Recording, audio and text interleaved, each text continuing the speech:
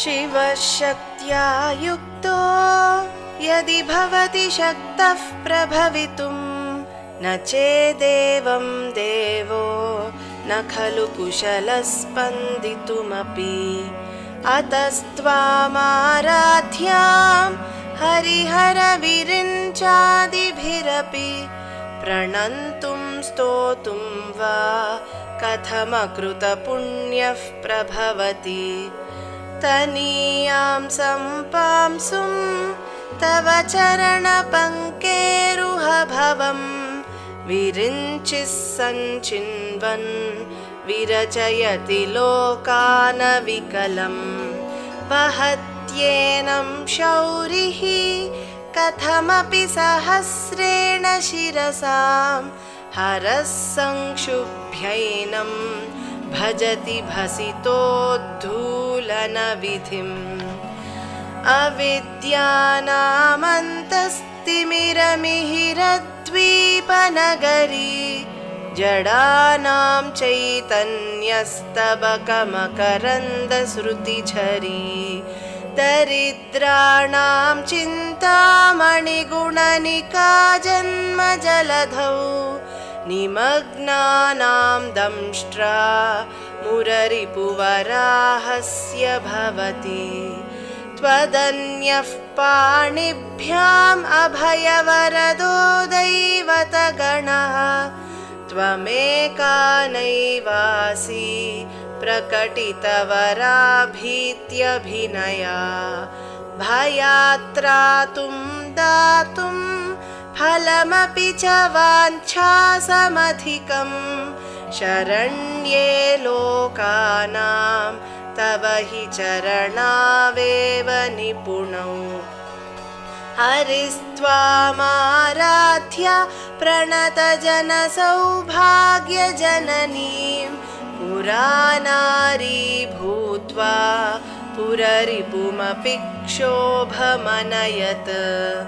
स्मरोऽपि त्वां नत्वा रतिनयनलेह्येन वपुषा मुनीनामप्यन्तः प्रभवति हि मोहाय महतां। धनुः पौष्पं मौर्वी मधुकरमयी पञ्चविशिकाः वसन्तः सामन्तो मलयमरुदायो धनरथः। तथाप्येकः सर्वं हिमगिरिसुते कामपि कृपाम् अपाङ्गात्ते लब्ध्वा जगदिदमनङ्गो विजयते। क्वणत्काञ्चीदामा करिकलभकुम्भस्तननता परिक्षीणा मध्ये परिणतशरच्चन्द्रवदना। धनुर्बाणान् पाशं शृणिमपि दधाना करतलैः पुरस्तादास्तां नः पुरमथितुराहो पुरुषिका। सुधासिन्धोर्मध्ये सुरविटपि वाटी परिवृते मणिद्वीपे नीपोपवनवति चिन्तामणिगृहे।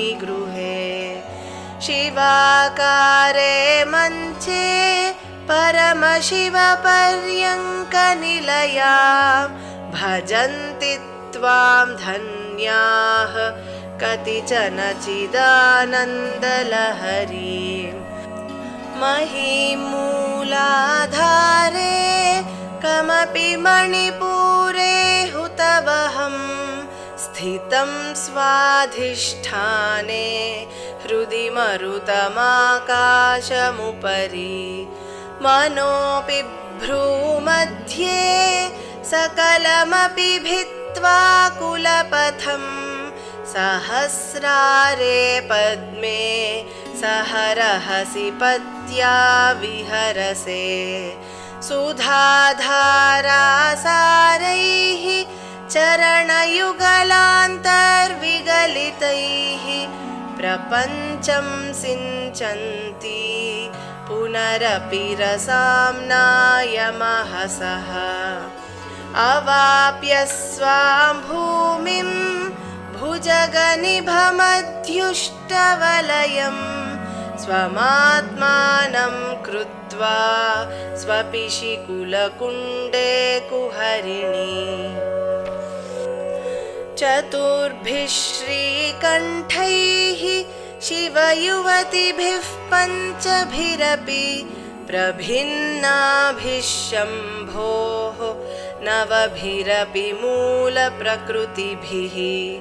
चतुश्चत्वारिंशत्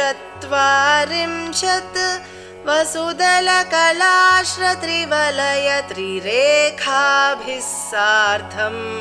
तव शरणकोणाः परिणताः त्वदीयं सौन्दर्यं तुहिनगिरिकन्ये तुलयितुं कवीन्द्राः कल्पन्ते कथमपि विरिञ्चि प्रभृतयः यदा लोकौत्सुक्यात् अमरललनायान्ति मनसा तपोभिर्दुष्प्रापाम् अपि गिरिशसायुज्य पदवीं नरं वर्षीयांसं नयनविरसं नर्मसुजडं तवापाङ्गालोके पतितमनुधावन्ति शतशः गलद्वेणीबन्धाः कुचकलशविस्रस्तसिचयाः हठात्त्रुट्यत्काञ्च्यो विगलितदुकूला युवतयः क्षितौ षट्पञ्चाशत् द्विशमधिकपञ्चाशदुदके हुताशे द्वाषष्टिः चतुरधिकपञ्चाशदनिले दिवि द्विषट्त्रिंशत् मनसि च चतुष्षष्टिरिति ये मयूखास्तेषामप्युपरि तव पादाम्बुजयुगम् शरज्योत्स्ना शुद्धां शशियुतजटाजूटमकुटां वरत्रासत्राणस्फटिकघटिका पुस्तककरां सकृन्नत्वा नत्वा कथमिव सतां सन्निदधते मधुक्षीरद्राक्षा मधुरीणाः पणितयः कवीन्द्राणां चेतः कमलवनबालातपरुचिं भजन्ते ये सन्तः कतिचिदरुणामेव भवतीं विरिञ्चि प्रेयस्याः तरुणतरशृङ्गारलहरी गभीराभिर्वाग्भिः विदधति सतां रञ्जनममी सवित्रीभिर्वाचां शशिमणिशिलाभङ्गरुचिभिः वशिन्याद्याभिस्त्वां सहजननि सञ्चिन्तयति यः सकर्ता काव्यानां भवति महतां भङ्गिरुचिभिः वचोभिर्वाग्देवी वदनकमलामोदमधुरैः तनुच्छायाभिस्ते तरुणतरणिश्रीसरणिभिः दिवं सर्वामूर्वीम् अरुणिमनिमग्नां स्मरति यः भवन्त्यस्यत्रस्यध्वनहरिणशालीननयनाः सहोर्वश्यावश्याः कति न गीर्वाणगणिकाः मुखं बिन्दुं कृत्वा कुचयुगमधस्तस्य तदधो हरार्धं ध्यायेद्यो हरमहिषिते मन्मथकलाम् स सद्यः संक्षोभं नयति वनिता इत्यतिलघु त्रिलोकीमप्याशु भ्रमयति रवीन्दुस्तनयुगाम् किरन्तीमङ्गेभ्यः किरणनिकुरुम्बामृतरसं हृदि त्वामाधत्ते हिमकरशिलामूर्तिमिव यः ससर्पाणां दर्पं शमयति शकुन्ताधिप इव ज्वरप्लुष्टान् दृष्ट्या सुखयति सुधाधारसिरया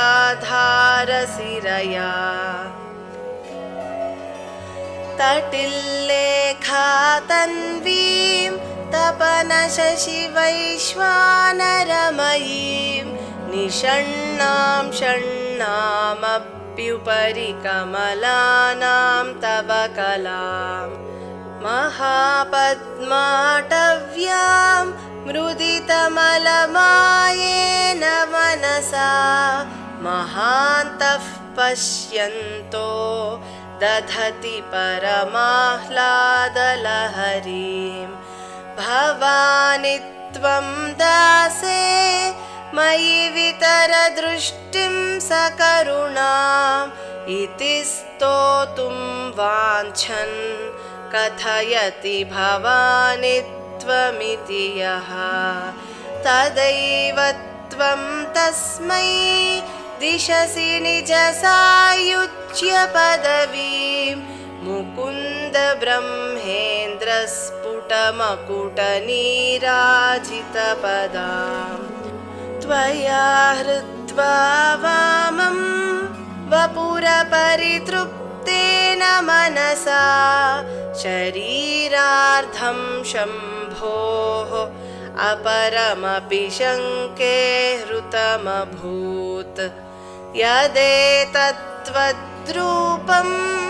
सकलमरुणाभं त्रिनयनं कुचाभ्यामानम्रं कुटिलशशिचूडालमकुटं जगत्सूते धाता हरिरवतिरुद्रः क्षपयते तिरस्कुर्वन्नेतत् स्वमपि वपुरीशस्तिरयति सदा पूर्वः सर्वं तदिदमनुगृह्णाति च शिवः तवाज्ञामालम्ब्य क्षणचलितयोर्भ्रूलतिकयोः त्रयाणां देवानां त्रिगुणजनितानां तव शिवे भवेत् पूजा पूजा तव चरणयोर्या विरचिता तथा हि त्वत्पादोद्वहनमणिपीठस्य निकटे स्थिता ह्येते शश्वत् मुकुलितकरोत्तं समकुटाः विरिञ्चिः पञ्चत्वं व्रजति हरिराप्नोति विरतिं विनाशं कीनाशो भजति धनदो याति निधनं वितन्द्री माहेन्द्री विततिरपि सम्मीलितदृशा महासंहारेऽस्मिन् विहरति सति त्वत्पतिरसौ जपो जल्पशिल्पं सकलमपि मुद्रा विरचना गतिः प्रादक्षिण्यक्रमणमशनाध्याहुतिविधिः प्रणामः संवेशः सुखमखिलमात्मार्पणदृशा सपर्यापर्यायः तव भवतु यन्मे विलसितम् सुधामप्यास्वाद्य प्रतिभयजरामृत्युहरिणीं विपद्यन्ते विश्वे विधिशतमखाद्यादिविशदः करालं यत्क्ष्वेलं कबलितवतः कालकलना न शम्भोस्तन्मूलन् तव जननिताटङ्कमहिमा किरीटं वैरिञ्चं परिहर पुरः कैटभभिदः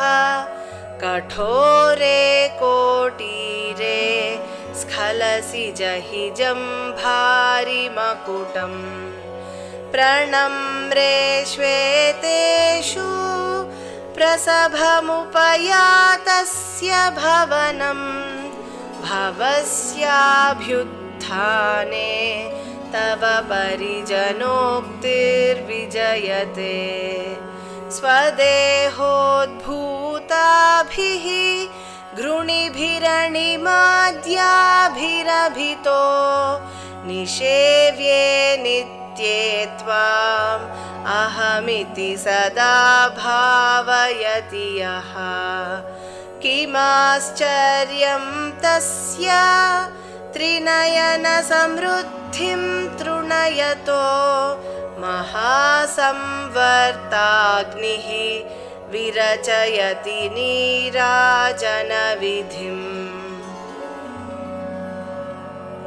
चतुष्षष्ट्या तन्त्रैः सकलमभिसन्धाय भुवनं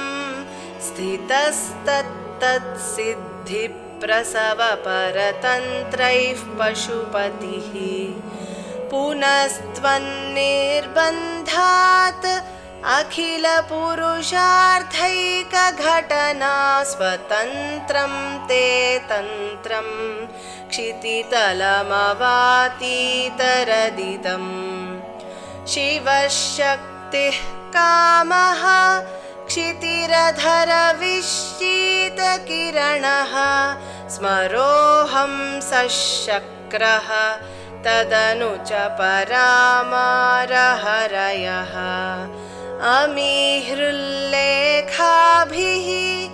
तिसृभिरवसानेषु घटिताः भजन्ते वर्णास्ते तव जननि नामावयवताम् स्मरं योनिं लक्ष्मीं त्रितयमिदमादौ तव मनोः निधायैके नित्ये निरवधि महाभोगरसिकाः भजन्ति त्वां चिन्तामणिगुणनिबद्धाक्षवलयाः शिवाग्नौ जुह्वन्तः सुरभिघृतधाराहुतिशतैः शरीरं त्वं शम्भोः शशिमिहिरवक्षोरुहयुगं तवात्मानं मन्ये भगवति नवात्मानमनघम् अतः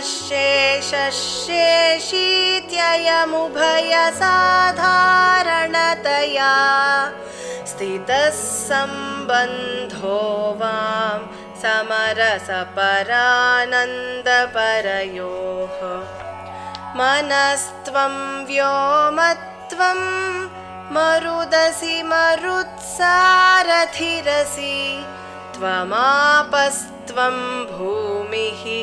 त्वयि परिणतायां नहि परम् त्वमेव स्वात्मानं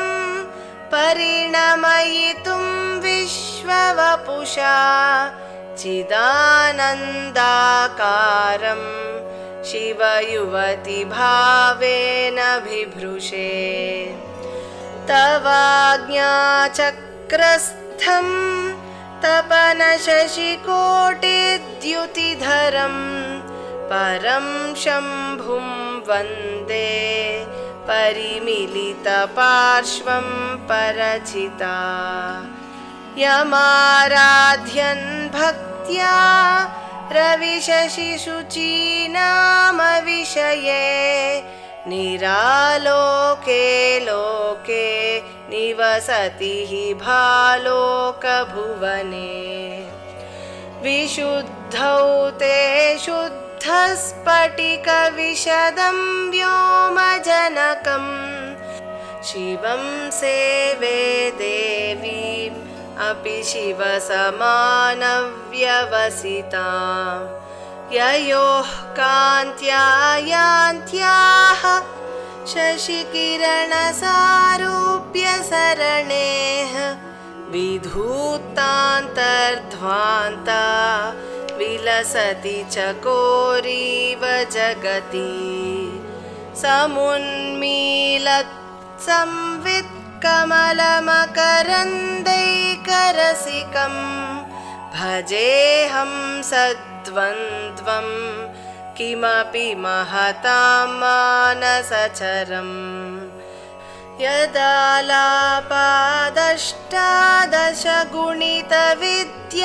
यदालापादष्टादशगुणितविद्यापरिणतिः यदा दत्ते दोषात् गुणमखिलमद्भ्यः पय इव तव स्वाधिष्ठाने हुतवहमधिष्ठाय निरतं तमीडे संवर्तं जननी महतीं तां च समयां यदा लोके लोकान् दहति महति क्रोधकलिते दयार्द्राया दृष्टिः शिशिरमुपचारं रचयति तटित्वन्तं शक्त्या तिमिरपरिपन्थिस्फुरणया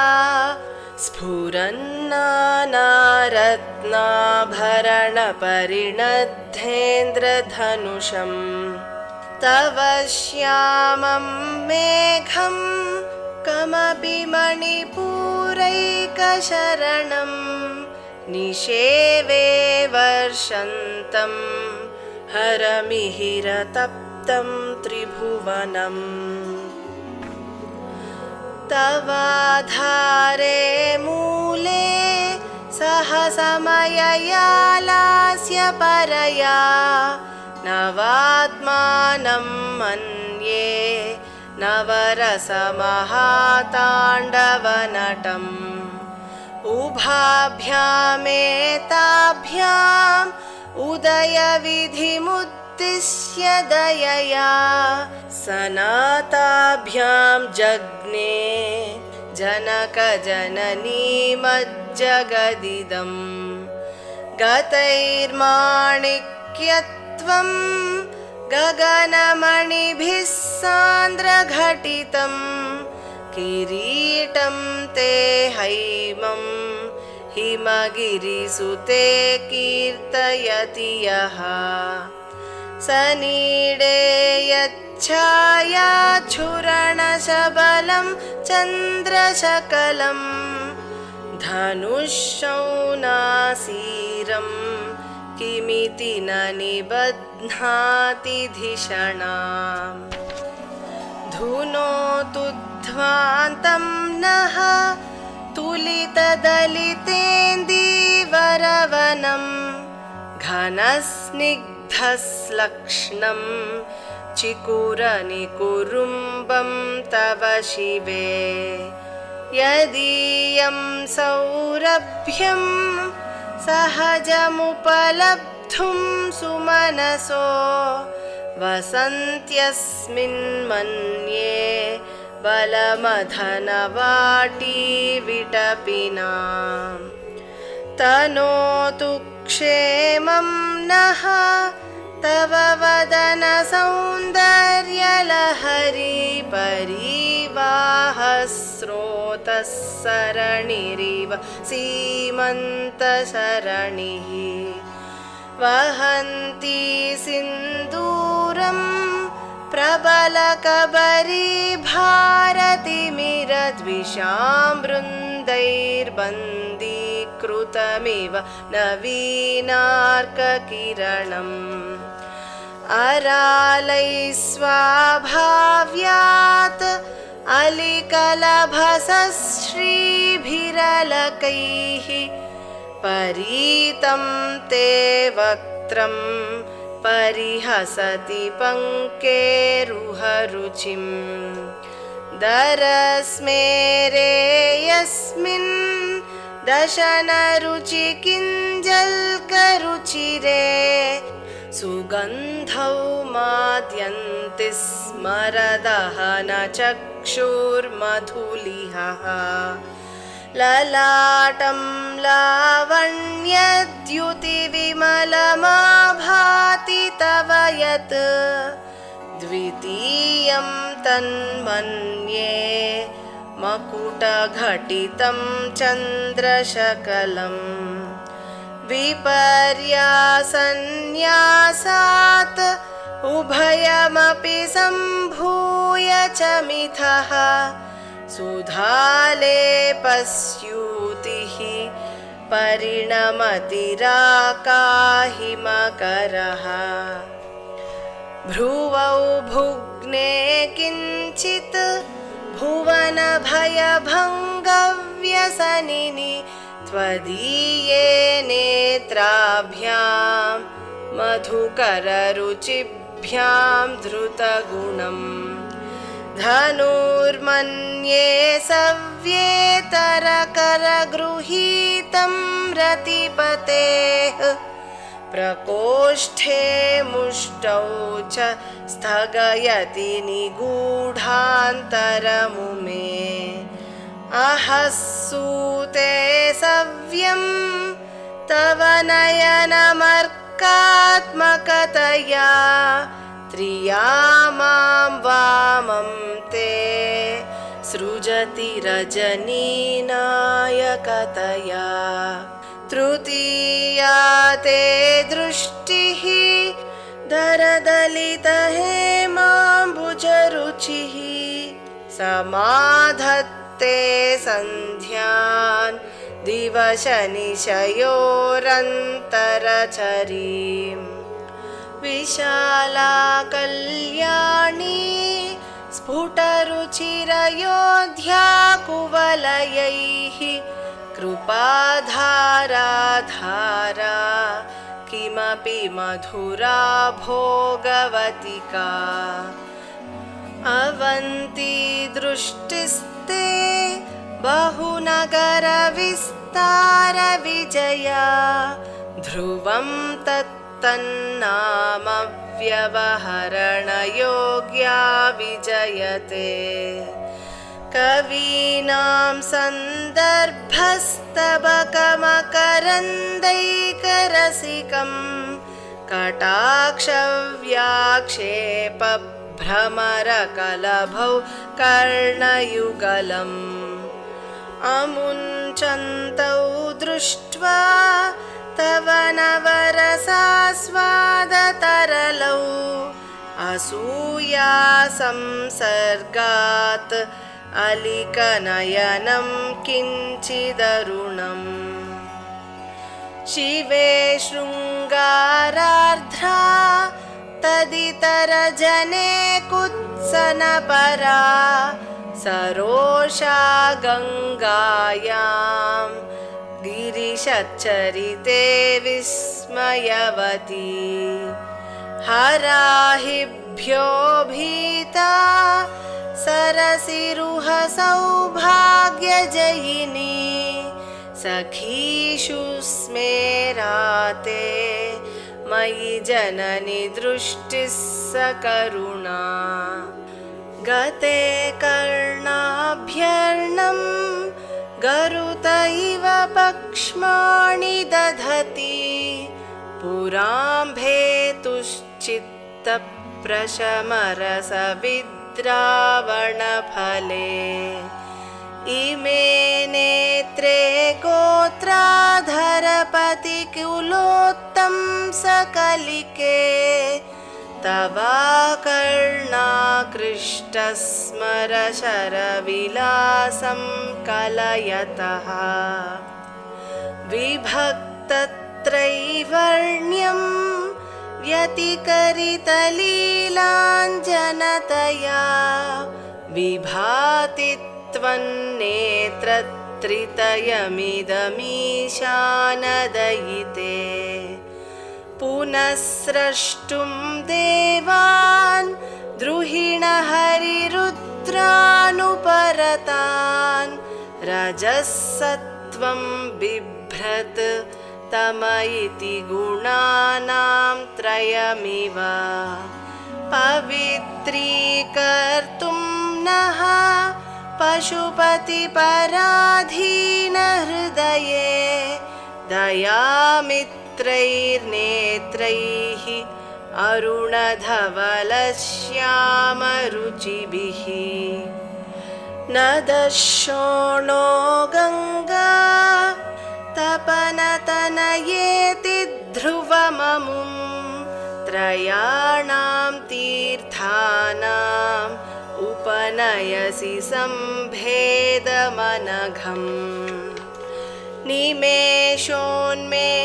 निमेषोन्मेषाभ्यां प्रलयमुदयं याति जगति तवेत्याहुः सन्तो धरणिधरराजन्यतनये त्वदुन्मेषाज्जातं जगदिदमशेषं प्रलयतः परित्रातुं शङ्के परिहृतनिमेषास्तव दृशः तवापर्णे कर्णे जपनयनपैशून्यचकिता निलीयं ते तोये नियतमनिमेषाशफरिकाः इयं च श्रीर्बद्धच्छदपुटकवाटं कुवलयं जहाति प्रत्यूषे निशि च विघटय्य प्रविशति दृशाध्राघीयस्य दरदलितनीलोत्पलरुचा दवीयां संदीनं स्नपय कृपया मामपि शिवे अनेनायं धन्यो भवति न च ते हानिर्यता वने वा हर्म्ये वा समकरनिपातो हिमकरः अरालं ते पालीयुगलमगराजन्यतनये न केषामाधत्ते कुसुमशरकोदण्डकुतुकम् तिरश्चीनो यत्र श्रवणपथमुल्लङ्घ्य विलसन् अपाङ्गव्यासङ्गो दिशति सरसन्धानधिषणाम्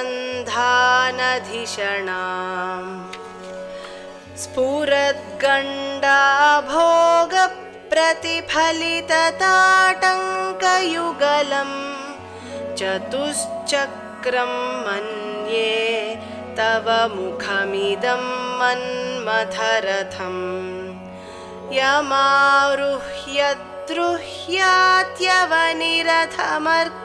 यमारुह्यद्रुह्यात्यवनिरथमर्केन्दुचरणं महावीरो मारः प्रमथपतये सज्जितवते सरस्वत्या सूक्तिः अमृतलहरी कौशलहरिः पिबन्त्या शर्वाणि श्रवणचुलुकाभ्यामविरलम् चमत्कारश्लाघाचलितशिरसः कुण्डलगणो झणत्कारैस्तारैः प्रतिवचनमाचष्ट इव ते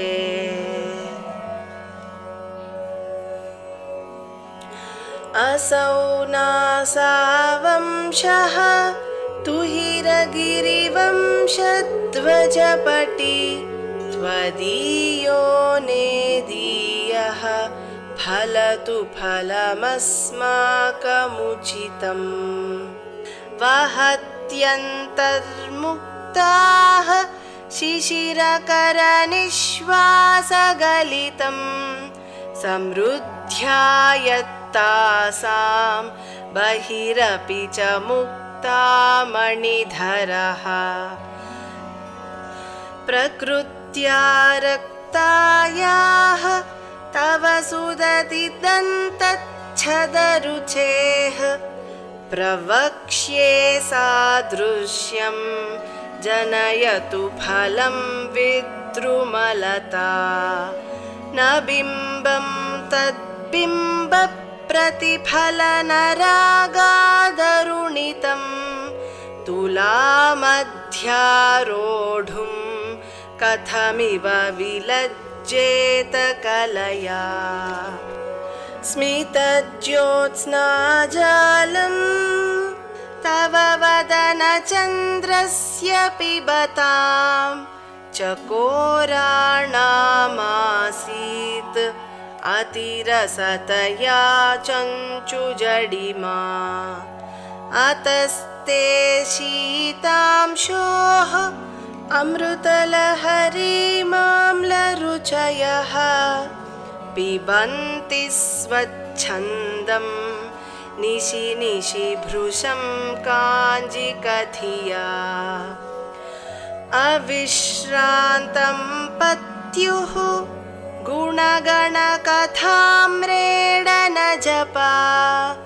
जपा पुष्पच्छाया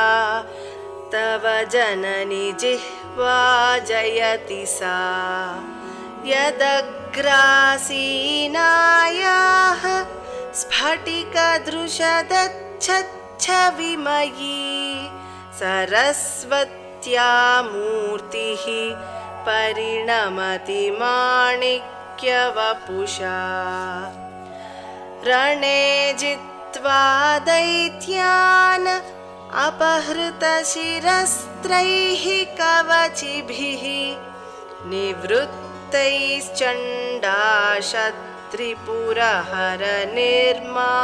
निवृत्तैश्चण्डाशत्रिपुरहरनिर्माल्यविमुखैः विशाखेन्द्रोपेन्द्रैः शशिविशदकर्पूरशकला विलीयन्ते मातः तव वदनताम्बूलकबलाः विपञ्च्या गायन्ती विविधमपदानं पशुपतेः त्वयारब्धे वक्तुं चलितशिरसा साधुवचने तदीयैर्माधुर्यैः अपलपिततन्त्रीकलरवां निजां वीणां वाणी निचुलयति चोलेन निभृतम् कराग्रेण स्पृष्टं तुहिनगिरिणावत्सलतया गिरीशेनोदस्तं मुहुरधरपानाकुलतया करग्राह्यं शम्भोः मुखमुकुरवृन्तं गिरिसुते कथंकारं भ्रूमः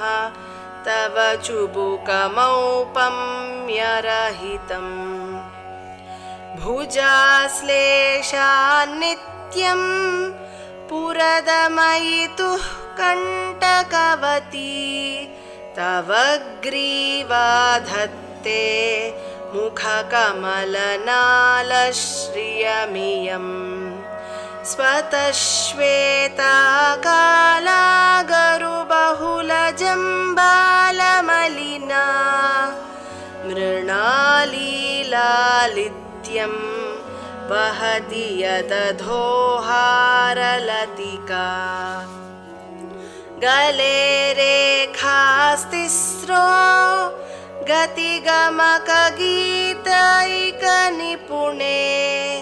विवाहव्यानद्धप्रगुणगुणसङ्ख्या प्रतिभुवः विराजन्ते नानाविधमधुररागाकरभुवां त्रयाणां ग्रामाणां स्थितिनियमसीमान इव ते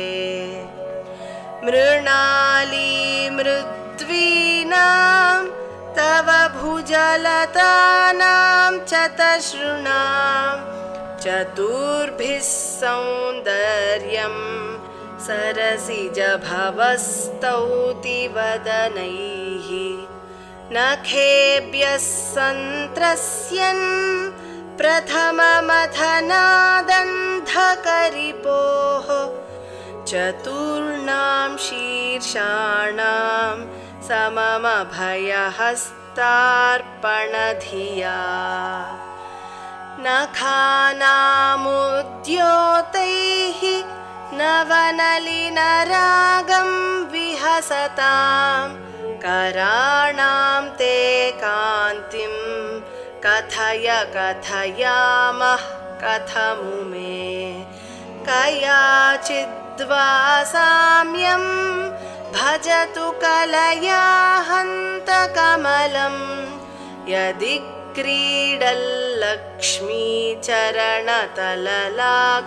क्रीडल्लक्ष्मीचरणतललाक्षारसचणम्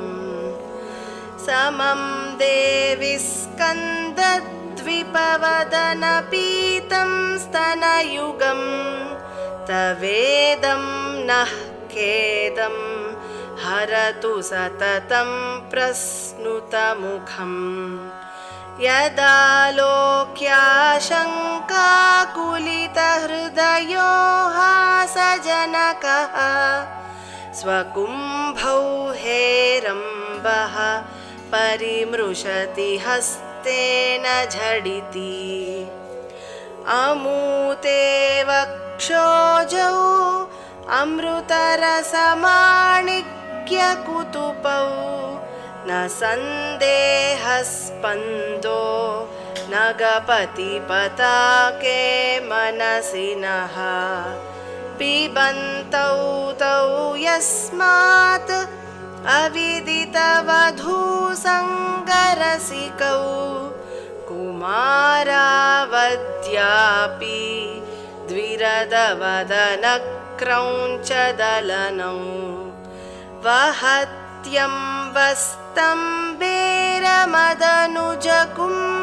वहत्यम्बस्तम्बेरमदनुजकुम्भप्रकृतिभिः समारब्धां मुक्तामणिभिरमलां हारलतिकां कुचभोगो बिम्बाधररुचिभिरन्तः शबलितां प्रतापव्यामिश्रां पुरदमयितुः कीर्तिमिव ते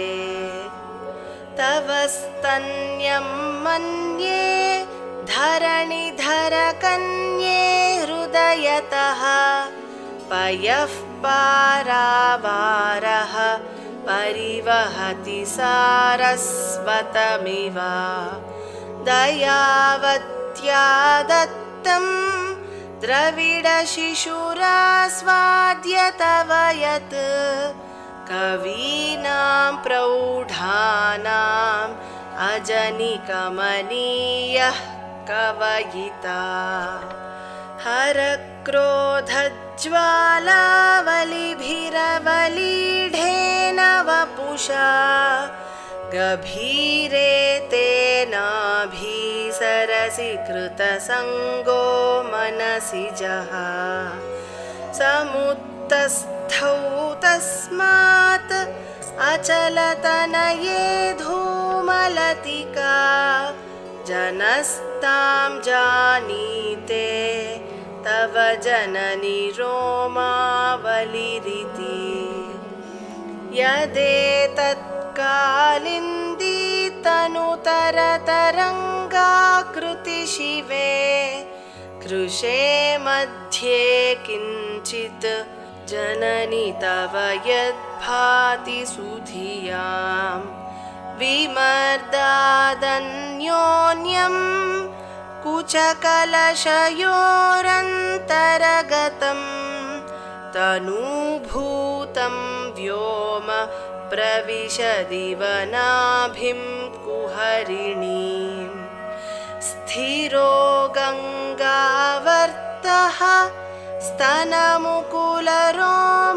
स्तनमुकुलरोमावलिलता कलावालं कुण्डं कुसुमशरतेजोहुतभुजः रतेर्लीलागारं किमपि तव नाभिर्गिरिसुते बिलद्वारं सिद्धेः गिरिशनयनानां विजयते निसर्गक्षीणस्य स्तनतटभरेण क्लमजुषो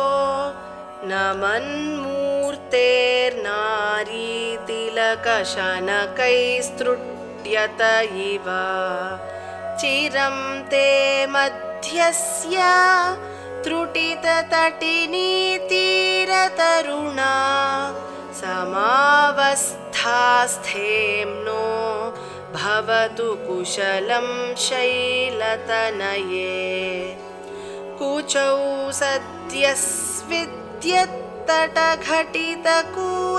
सद्यस्विद्यत्तटघटितकूर्पासभिदुरौ कषन्तौ दोर्मूले कनककलशाभौ कलयता तव त्रातुं भङ्गात् अलमिति वलग्नं तनुभुवा त्रिधानद्धं देवी त्रिवलिलवलीवल्लिभिरिव गुरुत्वं विस्तारं क्षितिधरपतिः पार्वती निजात् नितम्बादाच्छिद्या त्वयि हरणरूपेण निदधे अतस्ते विस्तीर्णो गुरुरयमशेषां वसुमतीं नितम्बप्राग्भारः स्थगयति लघुत्वं नयति च करीन्द्राणां शुण्डान् कनककदलीकाण्डपटलीम् उभाभ्यामूरुभ्याम् उभयमपि निर्जित्य भवति सुवृत्ताभ्यां पत्युः प्रणतिकठिनाभ्यां गिरिसुते विधिज्ञे जानुभ्यां विबुधकरिकुम्भद्वयमसि पराजेतुं रुद्रं द्विगुणशरगर्भौ गिरिसुते निषङ्गौ जङ्घेते विषमविशिखो बाढमकृता यदग्रे दृश्यन्ते दशशरफलाः पादयुगलीनखाग्रच्छद्मानः सुरमकुटशाणैकनिशिताः श्रुतीनामूर्धानो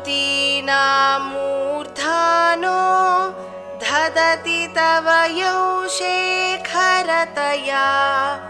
ममाप्येतौ मातः शिरसि दयया धेहि चरणौ ययोः पाद्यं पाथः पशुपतिजटाजूटतटिनी ययोर्लाक्ष्या लक्ष्मीः अरुणहरिचूडामणिरुचिः नमो वाकं ब्रूमो नयनरमणीयाय पदयोः तवास्मै द्वन्द्वाय स्फुटरुचिरसालक्तकवते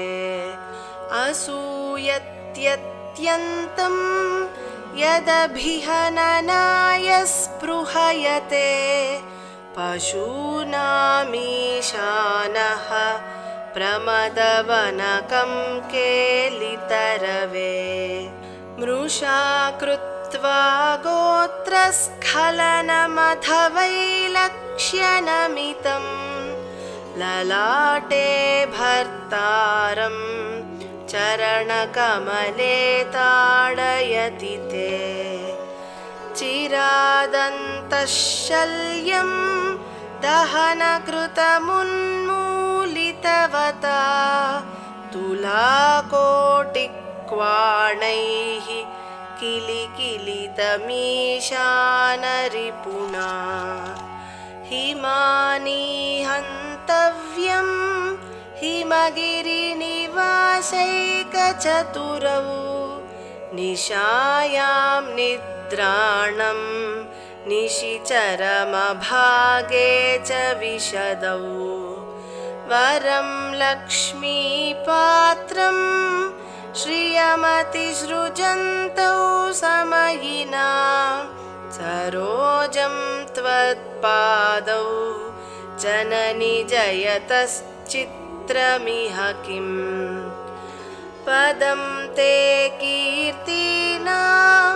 प्रपदमपदं देवि विपदां कथं नीतं सद्भिः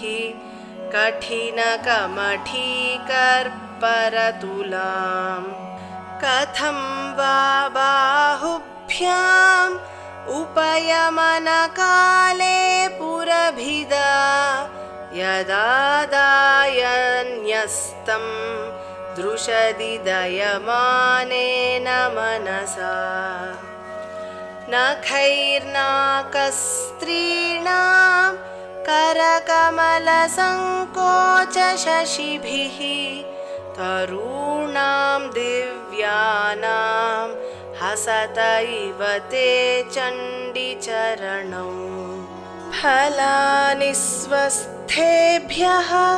किसलयकराग्रेण ददतां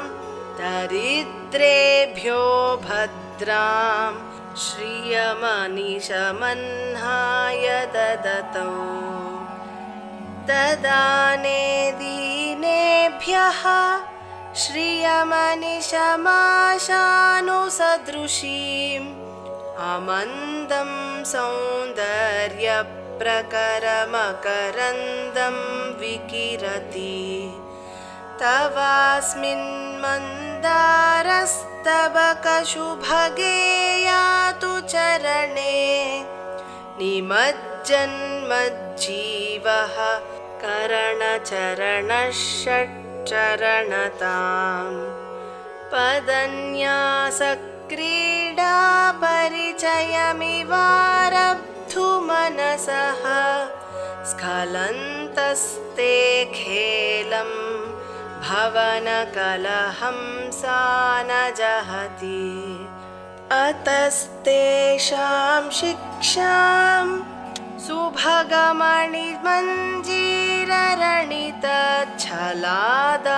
सुभगमणिमञ्जीररणितच्छलादाचक्षाणं चरणकमलं चारुचरिते गतास्ते मञ्चत्वं द्रुहिणहरिरुद्रेश्वरभृतः शिवस्वच्छच्छाया घटित कपटप्रच्छदपटः त्वदीयानां भासां प्रतिफलनरागारुणतया शरीरी शृङ्गारो रस इव दृशां दोग्धिकुतुकम् अरालाकेशेषु प्रकृतिसरला मन्दहसिते शिरीशाभाचित्ते दृशदुपलशोभाकुचतटे भृशं तन्वी मध्ये पृथुररसिजारोहविषये जगत्त्रातुं शम्भोः जयति करुणा काचिदरुणा कलङ्कः कस्तूरी रजनिकरबिम्बं जलमयं कलाभिः कर्पूरैः मरकतकरण्डं निबिडितम् अतस्त्वग्भोगेन प्रतिदिनमिदं रिक्तकुहरं विधिर्भूयो भूयो निबिडयति नूनं तव कृते पुरारातेरन्तः पुरमसि ततश्च्वच्छरणयोः सपर्यामर्यादा तरलकरणानामसुलभा तथा ह्येते नीताः शतमखमुखा सिद्धिमतुलां तव द्वारोपान्तस्थितिभिरणिमाद्याभिरमराः कलत्रं वैधात्रं कति कति भजन्ते न कवयः श्रियो देव्याः को वा न भवति पतिः कैरपि धनैः महादेवं हित्वा तव सति सतीनामचरमे कुचाभ्यामासङ्गः कुरवकतरोरप्यसुलभः गिरामाहुर्देवीं द्रुहिणगृहिणीमागमविदो हरेः पत्नीं पद्मां हरसहचरीमद्रितनयां तुरीया कापि त्वं दुरधिगमनिस्सीममहिमा महामाया विश्वं भ्रमयसि परब्रह्ममहिषी कदा काले मातः कथय कलितालक्तकरसं पिबेयं विद्यार्थी तव चरणनिर्णेजनजलं प्रकृत्या मूकानाम् अपि च कविताकारणतया कदा धत्ते वाणी मुखकमलताम्बूलरसतां सरस्वत्या लक्ष्म्या विधिहरिसपत्नो विहरते रतेः पातिव्रत्यं शिथिलयति रम्येण वपुषा चिरं जीवन्नेव क्षपितपशुपाशव्यतिकरः परानन्दाभिक्यं रसयति रसं त्वद्भजनवान् प्रदीपज्वालाभिः